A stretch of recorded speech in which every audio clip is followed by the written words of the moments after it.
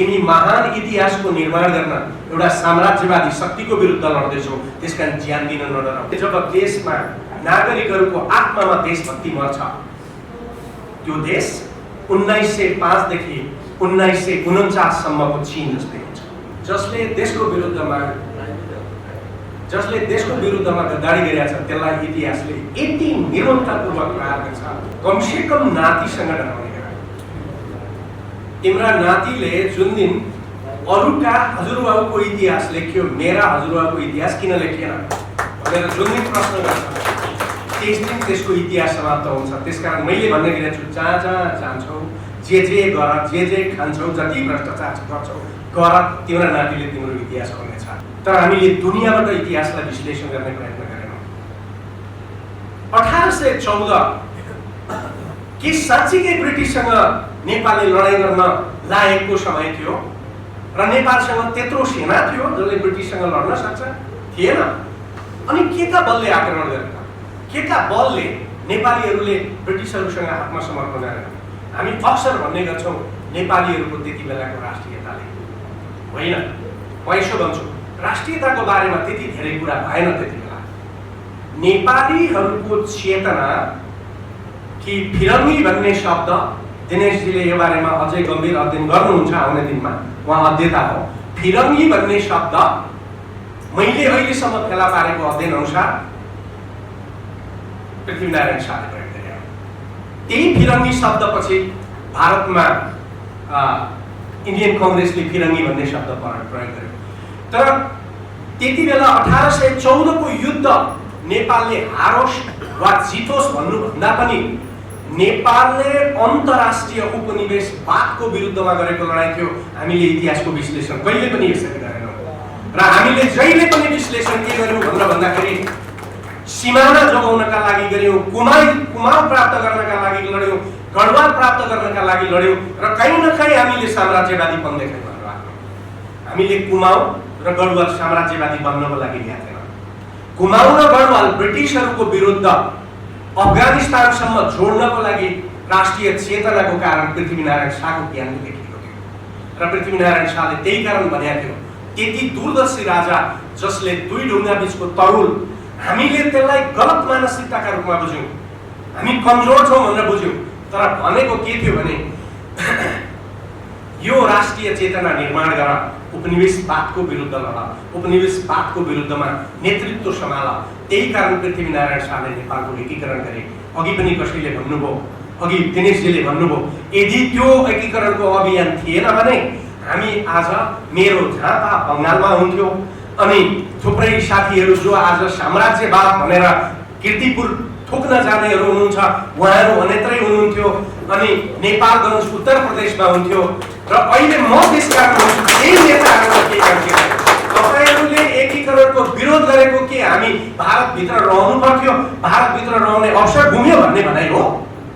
यदि त्यो हो भने उहाँहरू राष्ट्रवादी। र यो लडाइँमा किन जन्मिए भक्ति थापा, किन जन्मिए बलभद्र, किन जन्मिए अमर सिंह, किन जन्मिए भीमसेन थापा लगायत हजारौं नेपालीहरू, ती नेपालीहरू जसले लडे, जसले मरे, उनीहरूको त नाम पनि छैन। हामीले खोज्नुपर्ने इतिहासमा ती लड्ने सिपाहीहरू, त्यो सिपाहीले लड्यो, अमर सिंहले त्यसलाई नेतृत्व गरे, उनको रणनीतिमा ती सिपाही लडे। तर ती सिपाहीप्रति हामी कहिले पनि बोल्दैनौँ। हामी राजा पृथ्वीनारायण शाहको बारेमा बोल्छौँ, बोल्न पर्छ। हामी भीमसेन थापाको बारेमा बोल्छौँ, बोल्न पर्छ। हामी अमर सिंह थापाको बारेमा बोल्छौँ, बोल्न पर्छ। तर यी ती सिपाही नभएकालाई हुँदैन। त्यसकारण हामीले ती सिपाहीको बारेमा छोटो कुरो यसमा म के भन्न चाहन्छु भन्दाखेरि यो उपनिवेशवादको लडाइँ थियो, त्यो उपनिवेशवादको लडाइँ थियो भन्ने कुरो कहाँबाट प्रश्न हुन्छ इतिहासमा भने 1814 मा नेपाल सरकारले चीनको छिङ डाइनेस्टीका सम्राटलाई तिब्बत मार्फत चिठी लेख्यो, हामीमाथि ब्रिटिसहरूको आक्रमण हुँदैछ र यो आक्रमण हामी पछाडि तिमीमाथि हुने हो। यदि यिनीहरूलाई अहिले समयमै रोक्न सकिएन र हामीमाथि आक्रमण भयो भने तिब्बत पनि बस्दैन, त्यसकारण मिलेर उसको विरुद्धमा लडौँ। हो त्यही लेखाइ एसियामा पृथ्वीनारायण शाह र उनका सन्तान, उनका सेना र उनका त्यति बेलाका जनताहरू एसियामा उपनिवेशवादको लडाइँको लागि तत्पर थिए। त्यसकारण यो अन्यायको विरुद्ध लड्या हुनाले हर मान्छे ज्यान दिन तयार हो। हरेक सेनामा के भरिएको रहेछ अहिले इतिहासको व्याख्या गर्दा भने तिमी महान इतिहासको निर्माण गर्न एउटा साम्राज्यवादी शक्तिको विरुद्ध लड्दैछौ, त्यसकारण ज्यान दिन नडराऊ। त्यसकारण लड्यौ, होइन भने ऊ पनि अघि मैले भने नेपोलियनको सेना जस्तै गढवाल लुट्न लाग्थ्यो, कुमाऊँ लुट्न लाग्थ्यो, सिन्जा लुट्न लाग्थ्यो, जुम्लामा लुट्थ्यो, ऊ सुन र तामा लुट्न लाग्थ्यो, ऊ पैसा लुट्न लाग्थ्यो। तर ऊ पैसा र सुन लुट्न लागेन, उसको ध्येय थियो ब्रिटिसहरूलाई धपाउनुपर्छ। त्यसकारण मैले यसरी विश्लेषण गरेको छु। मैले पछिल्लो समयमा लेखेको किताब यो जियो इकोनोमिक्सको किताबमा यो बारेमा अलिकति चर्चा गरेको छु। सिखहरू ब्रिटिसहरूसँग जोरदार रूपमा लडे, मराठाहरू ब्रिटिसहरूको विरुद्धमा जोरदार रूपले लडे, तर उनीहरूको उद्देश्य आफ्नो रजौटा जोगाउनु थियो। हामी ब्रिटिसहरूको विरुद्धमा लडेको कुमाऊँ र गढवाल जोगाउन थिएन, हामी ब्रिटिसहरूको विरुद्धमा लडेको कुरो ब्रिटिसहरूलाई एसियाबाट धपाउने लडाइँको सुरुवात थियो। यसरी हामीले इतिहास लेखेनौँ, अब इतिहास यसरी लेखिनुपर्छ। मेरो भनाइ चाहिँ यो, त्यही कारण यो युद्ध हारिसकेपछि पनि अमर सिंह फर्केर आए। उनको एउटा अभिव्यक्ति छ, हारेको मुखले राजालाई मुख देखाउन के छ? हारेको मुख लिएर राजालाई जानु? यदि देशका लागि मात्रै लडेको भए अमर सिंहले मुख देखाउन आउँथे। लडाइँमा हामीले टेरिटोरी गुमायौँ, दुईटा ठुल्ठुला टेरिटोरी हामीले ब्रिटिसलाई गुमायौँ, सरकार भन्दै उनी आउँथे। तर उनी किन राजा समक्ष आएनन् भन्दाखेरि अभियानको लडाइँमा जब मान्छे हार्छ ऊ मनोवैज्ञानिक रूपमा विक्षिप्त हुन्छ। भूमि हार्दा मान्छे विक्षिप्त हुँदैन, तर जब सिद्धान्तको हार हुन्छ, सिद्धान्तको हार मान्छेले पचाउन सक्दैन। यो आइडियोलोजीको हार थियो, ब्रिटिसहरूलाई धपाउने चाहनाको हार थियो, ब्रिटिसहरूलाई एसियाबाट लखेड्ने एउटा चेतनाको हार थियो। त्यसकारण उनले अझै पनि सम्भव छ कि, त्यसकारण उनले फेरि पनि यो लडाइँको लागि अगाडि बढे। त्यसकारण अमर सिंह देशका विभूति हो। अमर सिंह प्रति सम्मान गर्नु तपाईँ हाम्रो कर्तव्य हो। तपाईँ हामी यहाँ बोल्छौँ, एकपछि अर्को इतिहासबाट स्कुलमा अमर सिंह थापालाई हटाइसक्यो, भक्ति थापालाई हटाइसक्यो, पृथ्वीनारायण शाहलाई हटाइसक्यो, अरू सबै मान्छेहरूलाई हटाइसक्यो। इतिहासमा पढाइ हुँदैन। तपाईँ अहिले 12 क्लासमा पढ्ने गरेर विद्यार्थीलाई सोध्नुहोस् अमर सिंह थापाको शाहरुख खानको बाबु जान्दछ, तर अमर सिंह थापा जान्दैन। त्यसैले यो पोलिटिकल पार्टीले मात्रै बिगारेको देश हो। बाबु आमा आफ्नो देशको इतिहास जान्नका लागि छोराछोरीलाई पढाउन तयार छैनन्, बताउन तयार छैनन्, घरभित्रको संस्कृति तयार छ। हिजो मेरो कलेजमा एकजना आमा र एकजना छोरी भर्ना हुन आए। आमाले पनि घुँडो फाटेको पेन्ट लगाएको रहेछ, छोरीले पनि घुँडो फाटेको पेन्ट लगाएको रहेछ। मैले भने मेरो कलेजभित्र यो अश्लीलता हुँदैन, बाहिर जानुहोस्। भर्ना गर्न आएको, पछि भर्ना गर्नुलाई अहिले बाहिर जानुहोस्। मैले काट्ने संस्कृतिको यो हालत छ, इतिहासको केही। आज इतिहास तपाईँ हाम्रा घरमा छोराछोरीले मैले कुकुरले टोकेको पेन्ट गर्ने गरेको छु, सबैतिर पाल परेको पेन्ट लगाए जस्तै देशको इतिहास त्यस्तै पेन्ट बनाइएको छ। अब तपाईँ हामी जहिले पनि भन्छौँ, टेलिभिजनमा बोल्छौँ, सुरेन्द्रजी बोल्नुहुन्छ अर्को, यो कुरो कसलाई थाहा छैन भन्नुहोस् त? कसलाई थाहा छैन यो कुरो कि देशको इतिहास यो भएको छ? अब कसलाई भनेर सम्झिन्छ यो कुरो? त्यसैले जब देशमा नागरिकहरूको आत्मामा देशभक्ति मर्छ, त्यो देश 1905 देखि 1949 सम्मको चीन जस्तै हुन्छ, जहाँ मान्छे अफिम खान्थ्यो, जहाँ मान्छे समाजको विरुद्ध विद्रोह गर्थ्यो, मान्छे नकारात्मक कुरा गर्थ्यो, उसलाई राष्ट्रिय विभूतिको थाहा थिएन। त्यसकारण चीनमा मानिसहरूले त्यति बेला चिनिया कम्युनिस्ट पार्टीको सत्ता स्थापना गरे। यो नेपोलियनको विरुद्ध पनि स्थापित गरे, त्यहाँ राजतन्त्र आयो। त्यसैले मैले त यो भनेको छु, यदि राजनीतिक पार्टीहरूले देशको अहिलेको यो सिनिसिजम, अहिलेको यो निराशा, अहिलेको यो बर्बादी, अहिलेको यो संस्कृतिमाथिको आक्रमण, अहिलेको यो इतिहासमाथिको आक्रमण, अहिलेको जातीय विभाजन, अहिलेको क्षेत्रीय विभाजन के कारणले जन्मियो भन्ने कुरो अध्ययन गरेनन्, यो देशमा निरङ्कुशता फेरि जन्मिन्छ। त्यही कारण मैले किताब पढेँ। हामी वेलटनको इतिहास पढ्छौँ। अहिले लेटेस्ट दिनेशजीले यो कुरो पढ्नु भएको हुनसक्छ। लियो रोजको सबैभन्दा पछिल्लो अङ्क अहिले फेरि मण्डलाबाट छापियो। मण्डलाबाट छापिएको वेलटनको किताबको प्रिफेस यो रोजको किताबमा वेलटनले लेख्यो र उनले फेरि घोषणा गर्यो नेपाल र चाइना र इन्डियाले बाँड्छ भन्छ। रोजले त्यति बेलै भने कसरी थाहा भयो उसलाई यो को खेलिराखेको छ। अनि म पढ्दै गएँ, हेरेँ नेपालका भोटेहरूको बारेमा, नेपालका गुरुङहरूको बारेमा, नेपालका खसहरूको बारेमा, नेपालका महिलाहरूको बारेमा, नेपालका थारूहरूको बारेमा, विदेशीले लिम्बू राई बारेमा सबैको बारेमा कमेन्ट लेखेको छ। लिम्बूलाई लेखेछ लिम्बूका छोरीभन्दा अपवित्र र जोसँग पाए त्यहीसँग जाने अर्को हुँदैन लेखेछ। नेवारलाई लेखेछ यो जम्मा जिन्दगीमा जन्मिएपछि एकचोटि गाउँछ भनेर लेखेछ। बाहुनलाई लेखेछ यो भनेको अत्यन्तै पापी जाति हो। सम्पूर्ण नेपालीलाई लेखेछ संसारमा अर्को दोस्रो नराम्रो कुरो भूत पछाडिको नेपाली महिलाहरू हुन् भनेर लेखेछ। हामी कसका काँधमा चढेर आज इतिहासलाई बर्बाद गरिरहेछौँ। त्यसकारण म त यही भन्छु, छोटो समय छ, यसको विश्लेषणमा धेरै जान चाहन्न। एउटा मात्रै सूत्र मैले यहाँलाई प्रयोग गरेँ। अब हामीले अमरसिंहको इतिहास, पृथ्वीनारायण शाहको इतिहास, भक्ति थापाको इतिहास, बलभद्रको इतिहास, भीमसेन थापाको इतिहास र अहिलेसम्म अनेकौं पुस्ताका मान्छेहरू जसले यो श्रृङ्खलालाई अगाडि ल्याएछ। उहाँहरूले राष्ट्रका लागि लडे, उमाङ जोगाउनका लागि लडे, सिक्किम ल्याउनका लागि जोडे, गढवाल ल्याउनका लागि जोडे होइन। त्यो त हाम्रो अधिकार थियो, हाम्रो भूमि थियो, स्वाभाविक रूपमा ल्याइयो। तर हाम्रो लडाइँ उपनिवेशवादका विरुद्धमा थियो, हाम्रो लडाइँ साम्राज्यवादका विरुद्धमा थियो, हाम्रो लडाइँ संसारमा सबैभन्दा पहिलो साम्राज्यवादको लडाइँ हो, हाम्रो लडाइँ संसारमा सबैभन्दा पहिला उपनिवेशवादको लडाइँ हो। त्यसकारण त्यो चेतना बोक्ने हामी नेपाली हौँ। हामी नेपाली लडाइँ गरेर बहादुर भएका होइनौँ, हामी नेपाली त्यो चेतनाले लडाइँ। त्यसकारण अमरसिंहसँग खुकुरी थियो, ब्रिटिससँग तोप थियो। अमरसिंहलाई बहादुर भन्नुको अर्थ अमरसिंह सचेत थिए भन्ने हो, होइन भने मान्छेको त्यसकारण हामी सचेत नागरिकका, सचेत यी पुर्खाहरूका मान्छे हौँ। त्यसकारण यो देशलाई तपाईँ हामीले निराशा व्यक्त गरेर, निराशा मात्रै ओकालेर, बिग्रियो मात्रै भनेर हामीले छोड्यौँ भने देश बाँच्दैन। त्यसकारण अहिलेको युग हामीले चेतना निर्माण गर्ने कुरा हो।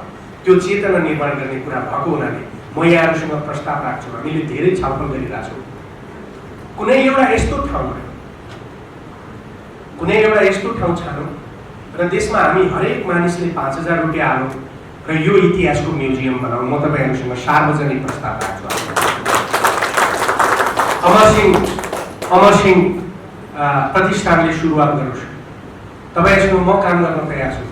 सरकारलाई नअगुवारिकन करोडौं करोड रुपियाँ जनताबाट उठाउन सकिन्छ र एउटा यस्तो म्युजियम बनाऊ जहाँ हाम्रा युद्धका डकुमेन्ट्री पनि हुन्, हाम्रा युद्धका कृतिहरू पनि हुन्, हाम्रा युद्धका मान्छेहरूको बारेमा अनि मात्रै सरकारले सायद गर्न सक्ला। मैले अहिलेसम्म संसारमा नेताले देश बनाएको देखेको छैन। मैले संसारको इतिहासमा जनताले मात्रै देश बनाएको छ। त्यसकारण कसले के गर्यो, कसले के गरेन होइन, हामी देश बनाउन थालौँ। यसो गऱ्यौँ भने देश बन्छ, इतिहास पनि जोडिन्छ र हाम्रो चेतनाको इतिहास पनि जोडिन्छ। मान्छे पनि इतिहासको अध्ययन गर्ने र इतिहासको विश्लेषण गर्ने मान्छे पनि हो। तर इतिहास कसैको पनि हुँदैन, इतिहास कसैको विशेषज्ञता हुँदैन। इतिहास सबैको हुन्छ, हरेकले हरेक दृष्टिकोणबाट इतिहासको विश्लेषण गर्नुपर्छ। आज यो विगतको भविष्य, आज हामी यहाँ छौँ किनभने हाम्रो विगत थियो र आज भविष्यको यो विगत हुन्छ।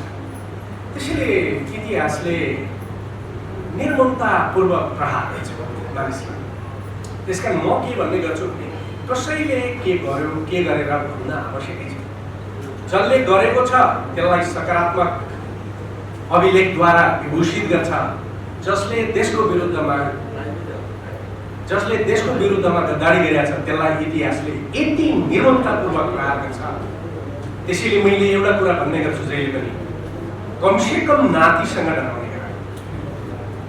तिम्रा नातिले जुन दिन अरूका हजुरबाबुको इतिहास लेख्यो, मेरा हजुरबाबुको इतिहास किन लेखिएन भनेर जुन दिन प्रश्न गर्छ त्यस दिन त्यसको इतिहास समाप्त हुन्छ। त्यसकारण मैले भन्ने गरेको छु, जहाँ जहाँ जान्छौ, जे गर, जे खान्छौ, जति भ्रष्टाचार गर्छौ गर, तिम्रो नातिले तिम्रो इतिहास गर्नेछ र त्यही नातिले इतिहास पनि बनाउँछ।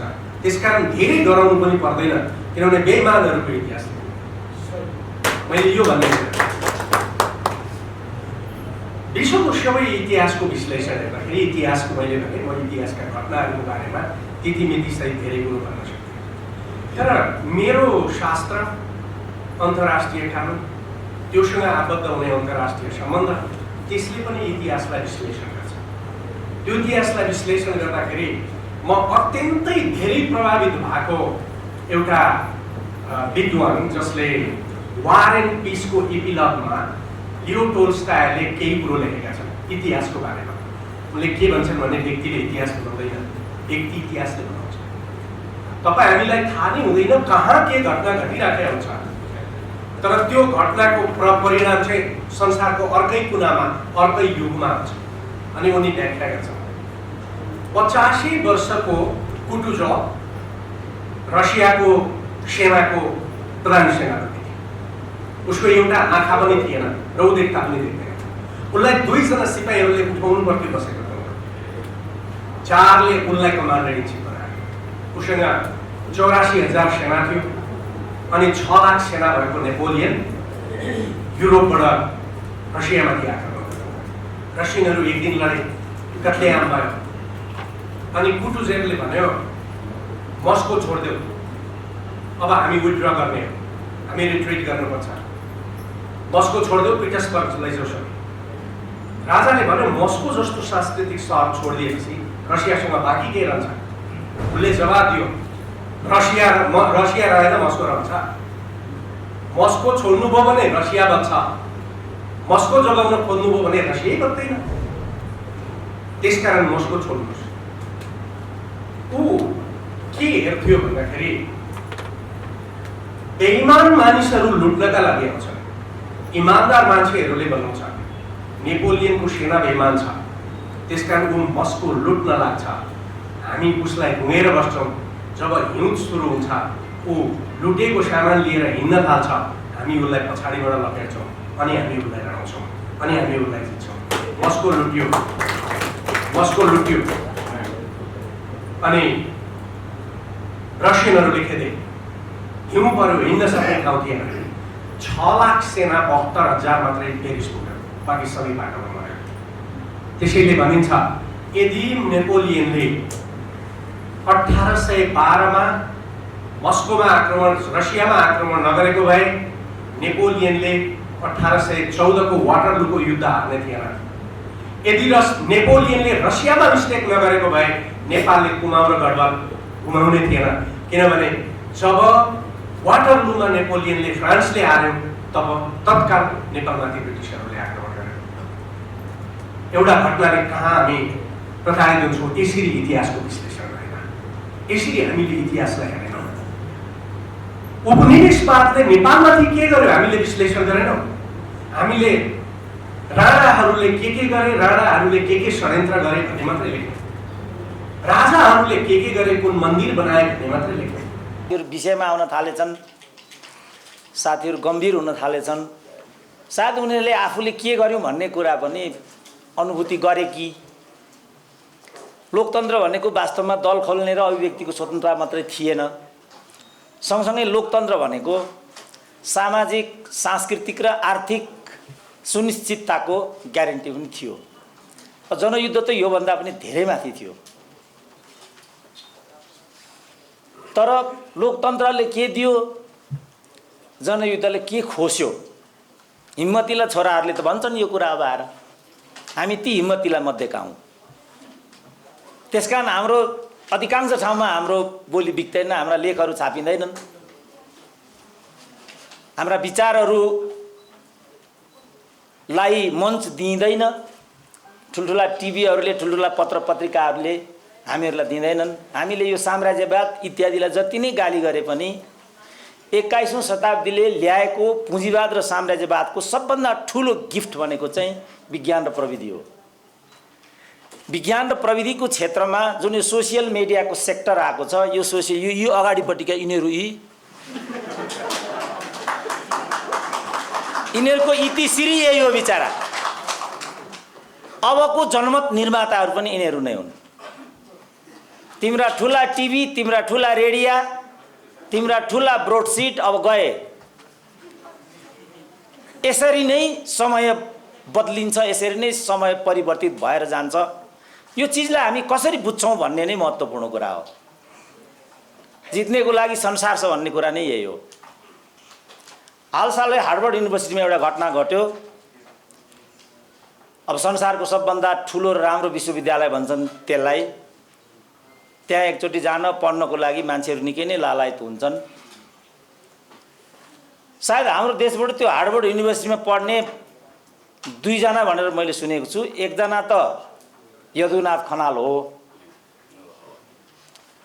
अर्को जनाको नाम मैले बिर्सिरहेको छु, जयराज आचार्य हो कि म बिर्सिरहेको छु। त्यहाँ पढेर आउनेमा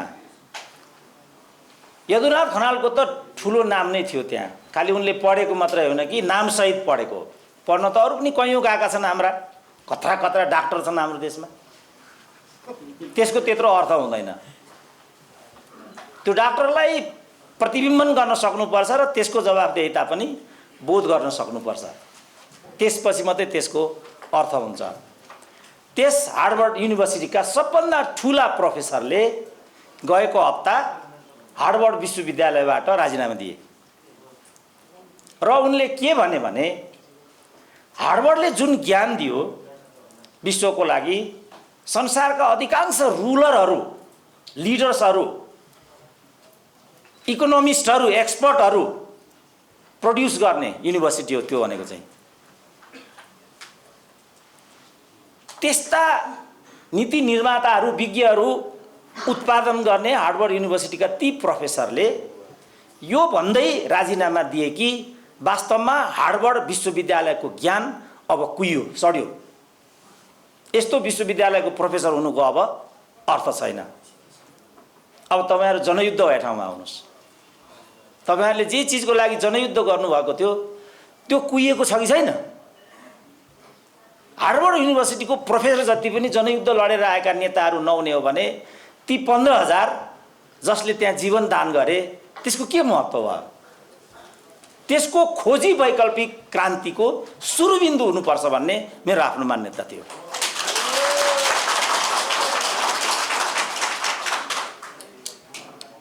तर ज्ञान आफै पनि जटिल छ। म त फर्केर हेर्छु कति कमजोर ज्ञानले विश्वविद्यालयमा पढाइएछ। कुनै ज्ञानै नभइकन अखिलको फुच्चे नेता भइएछ। कुनै प्रशासनिक ज्ञानै नभइकन क्याम्पस चिफ भइएछ। हुँदाहुँदै प्रोफेसर पनि भइएछ। म यसो फर्केर हेर्छु कस्तो विरक्त लाग्छ भने मलाई, जस्तो हाम्रो डाक्टर द्वारिकाजी यहाँ हुनुहुन्छ, नेपाल सरकारको सचिव पनि भइसक्नु भएको। बारम्बार हामी कालापानी भन्ने कुरा गर्छौं। कति खेदजनक छ हाम्रो देशको स्थिति। त्यो कालापानी कसरी गयो होला कसैले पनि भन्न सक्दैन। पुर्खाले इन्च इन्चमा रगत बगाएर जोडेको देश हो यो। देशहरू अनेक किसिमले बनेका हुन्छन्। भर्खरै तपाईलाई हाइटीको राष्ट्रपतिलाई उनकै राजप्रसाद भित्र गएर मारेको कथा त सुन्नु भएको छ।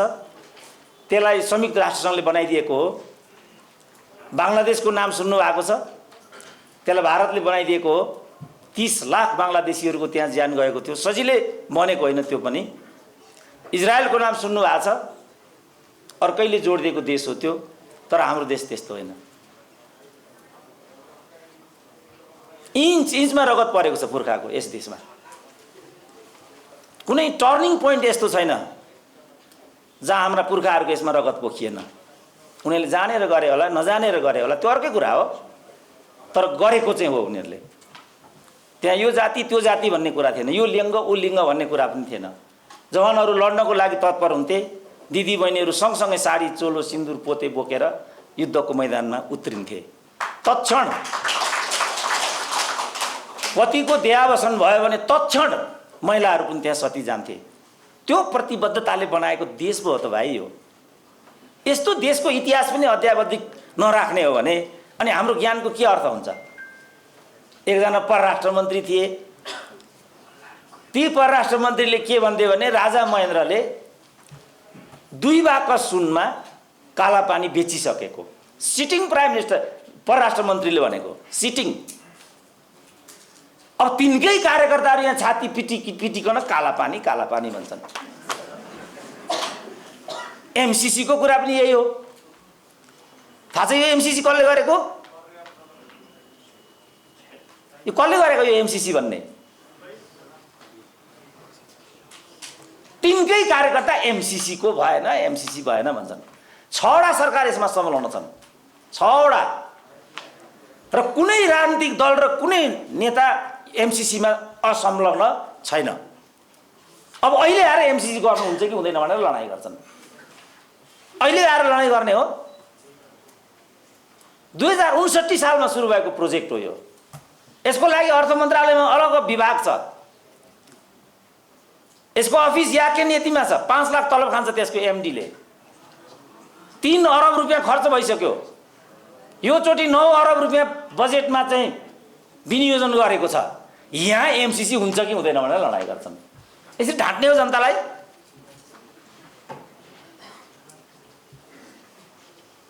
अब थोरै म यहाँ यसमा मात्रै केन्द्रित भएर म अन्त्य गर्न चाहन्छु। समय थोरै मात्रै भनिएको छ। पहिलो त साथीहरूले मलाई बोलाउनु भएको छ, यसको लागि धन्यवाद दिन चाहन्छु। म जे मैले अहिले बोलेँ अधिकांश मेरो यो बोली सुन्न चाहँदैनन्, त्यसकारण पनि बोलाउँदैनन् होला भन्ने लाग्छ मलाई। तर पापी साम्राज्यवादीले यो दिदियो बिचरा। अहिले त घर घरमा छ यो, र म नै सम्राट छु यो देशको आज। अब तिमीले भनेर हुँदैन। अब यहाँ एउटा क्यामेराले पुगिहाल्छ, कुरा सिद्धिहाल्छ, र सबैभन्दा धेरै मान्छेले त्यही सुनिहाल्छन्। हिजो पो यसको पढ्नु, यसको सुन्नु, यस्तो कुरा भन्थे। आज त्यो छैन। मैले रेडियो नेपाल नसुनेको 30 वर्ष भयो, गुखापत्र नपढेको 28 वर्ष भयो। किन पढ्ने त्यो? किन सुन्ने त्यो? यस्तो भयो। त्यसकारण पहिलो त यो मौका मैले पाएँ, यसमै मलाई प्रसन्नता भएको छ। जे गर्छौँ साथीहरूले भनिरहनु भएको छ, यसको लागि मेरो शुभकामना पनि छ। तर यो सजिलो चाहिँ छैन। जस्तो अघि हाम्रो पुरञ्जनजीले यहाँ भन्नुभयो, यो कसले बनायो, यो कसरी बनायो भन्ने एउटा प्रश्न निकाल्नुभयो नि उहाँले।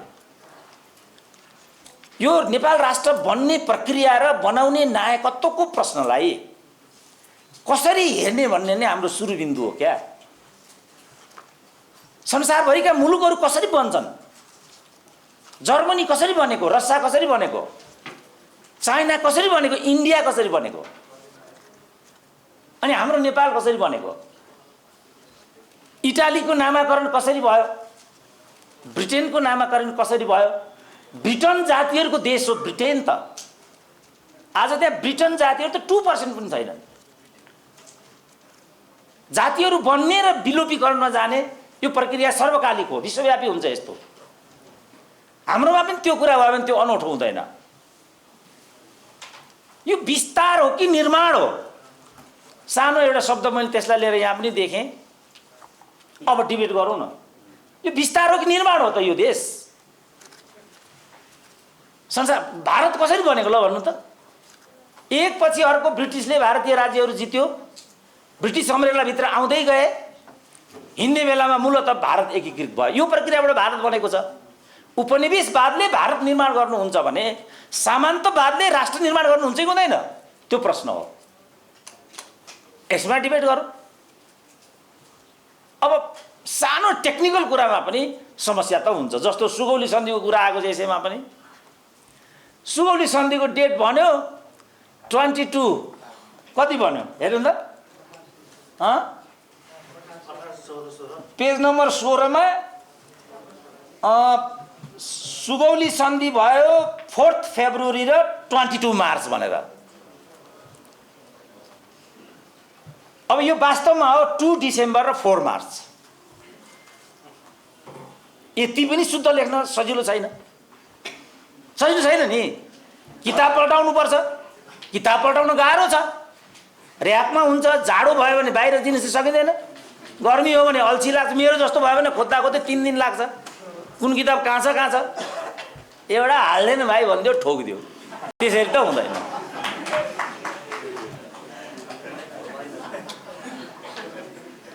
किनभनेदेखि जस्तो अन्तिम हो यो मेरो लामो होला भन्ने पिर भइसक्यो। जस्तो कम्युनिस्ट पार्टीका संस्थापकहरू 5 हुन् कि कम्युनिस्ट पार्टीको जन्म 22 अप्रिलमा भएको कि 15 सेप्टेम्बरमा भएको भन्ने कुरा अहिले पनि सेटल भएको छैन। कम्युनिस्ट पार्टीको आन्दोलन 72 वर्ष भइसक्यो। यसका संस्थापक 4 हुन् कि 5 हुन्, यसको जन्म 22 अप्रिलमा भयो कि 15 सेप्टेम्बरमा भयो भन्ने कुरा आजसम्म पनि सेटल भएको छैन भने हामीले क्रान्ति गरी खान्छौँ भन्ने कुरा कसले पत्याउँछ भने अब आएर कसले पत्याउँछ त्यस्तो कुरा? अब अहिले कसैले भनेको छ नि यो 22 मा जन्मियो, कसैले भनेको 15 मा भएको, कसैले भनेको 4 जनाले गरेको, कसैले भनेको 5 जनाले। भर्खरै हाम्रो एकजना ठुलो नेताको निधन भयो विष्णुबहादुर मानन्दरको। त्यसलाई लिएर एउटा लेख लेख्नुभयो मोहन विक्रम सिंहले। त्यहाँ उहाँले के भन्नु भने अन्त्यमा आएर विष्णुबहादुर मानन्दर नेकपामा प्रवेश गर्नुभयो, यस्तो लेख्नुभयो। नेकपा संयुक्तकै तत्त्वावधानमा त्यो कार्यक्रम आयोजित थियो। सानो कम्युनिस्ट पार्टी भएको हुनाले मलाई पनि बोलाए। हाम्रो हरिबाबु एमपी भएको जस्तो पार्टीको भए त किन पो बोलाउँथे होला र मलाई? त्यो चाहिँ सानो भएको हुनाले बोलाए मलाई पनि, म पनि गएको थिएँ। त्यही दिन मैले त्यो लेख पढाएको थिएँ, उहाँले त्यस्तो लेख्नु भएको छ। अनि मैले भने विष्णुबहादुर मानन्दरको आधिकारिकता के हो? 50 वर्षपछिको पिँढीले विष्णुबहादुर मानन्दर कुन पार्टीमा हुनुहुन्छ भनेर बुझ्ने। मोहन विक्रमले लेख्नु भएको छ, उहाँ नेकपामा प्रवेश गर्नुभयो। उहाँकै पार्टीले चाहिँ हाम्रै पार्टीको मानार्थ अध्यक्षको भन्दै हुनुहुन्छ। वास्तविकता चाहिँ के हो त? त्यसकारण मिसलिड गर्ने कुरा, गलत तथ्याङ्क दिने कुरालाई वेस्टर्न सोसाइटीमा क्राइम मानिन्छ। नजाने कुरा जानिन भन्नु त भाइयो नि। मैले यो जानिनँ, कन्फ्युज भयो, नेक्स्ट टाइम भन्नुला। जस्तो हाम्रा पालामा चाहिँ सरभन्दा जान्ने कोही हुँदैन भन्ने थियो। सर पनि त्यो मान्छे सबभन्दा जान्ने, ऊ कसरी हुन्छ र? उसले मेहनत गर्ने हो, मेहनत गरेर विद्यार्थीलाई आफ्नो ज्ञान दिने हो। कुनै कुरामा तलमाथि भयो भने विद्यार्थीसँग झगडा गर्नुको के अर्थ छ? सर यो त मिलेन भन्नु मानिलिनु तलको विद्यार्थीले। ठिक छ, मेरो स्रोतले यो भनेको छ, म यसलाई ट्याली गरौँला, भोलि यसलाई म करेक्सन गरौँला। सानो भइन्छ र? जिद्दी गऱ्यो भने त अब सानो भइन्छ। किन गल्ती हुन्छ? त्यो गल्तीमा जिद्दी गरेपछि त सानो भइहाल्यो नि। त्यो भएको हुनाले हाम्रो यो एउटा प्रचलन छ। समष्टिमा इतिहासलाई हेर्ने दृष्टिकोण बदलौँ, समष्टिमा आन्दोलनलाई समीक्षा गर्ने पद्धतिमा हामी अलिकति वैज्ञानिकता अपनाऊँ। के भयो यो सबै कुरामा? किन यस्तो भयो? अहिले गणतन्त्र भन्ने छ, सङ्घीयता भन्ने छ, धर्मनिरपेक्षता भन्ने छ। जनयुद्धको सबभन्दा ठुलो उपलब्धि यो हो भन्ने कुरामा साथीहरूको जोड छ। यही हो त कुरा? यही भनेर जनयुद्ध भएको हो त? यसको जनयुद्धसँग सम्बन्ध कहाँनिर छ? यो त आफूसँग मात्रै सम्बन्धित हो मैले बुझ्दा। जनयुद्ध त सर्वहारा वर्गको अधिनायकत्व कायम नहुँदासम्म अविचलित र सम्झौताहीन तरिकाले वर्ग सङ्घर्ष चलाउने अभिप्रायबाट सुरु भएको आन्दोलन थियो मैले बुझ्दाखेरि। त यहाँ त त्यो भएको छैन त। सर्वहारा वर्गको कुरै छैन यहाँ, अधिनायकत्वको यहाँ कुरै छैन, कम्युनिस्ट पार्टीको वर्चस्वको कुरै छैन, केही पनि छैन त यहाँ। अथवा यसलाई साथीहरू प्रजातन्त्र भन्छन् होइन, घुमाउरो पाराले यसमा क्लेम पनि गर्छन्। सामन्तवादले अहिले जे राज्यका पूर्वाधारहरू छन् त्यो त महेन्द्रकै पालामा भएको त हो नि।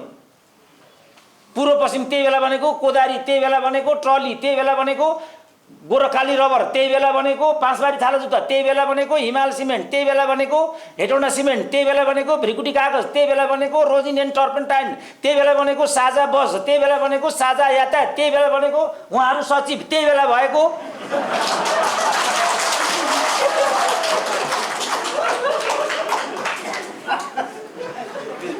अनि त्यो गर्यो भने चाहिँ प्रतिगामी अरे सुरेन्द्री केसी प्रतिगामी अरे गाँठे आमा मामा।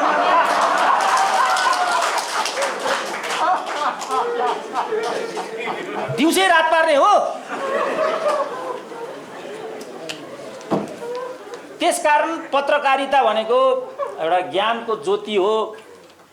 यसले हामीलाई ज्ञान दिन्छ, यसले हामीलाई सूचना दिन्छ, मेहनती बनाउन पनि सिकाउँछ। यसले यस्तो कुरालाई हामीले प्रवर्धन गर्नुपर्छ भन्ने कुरा विवादको विषय छैन।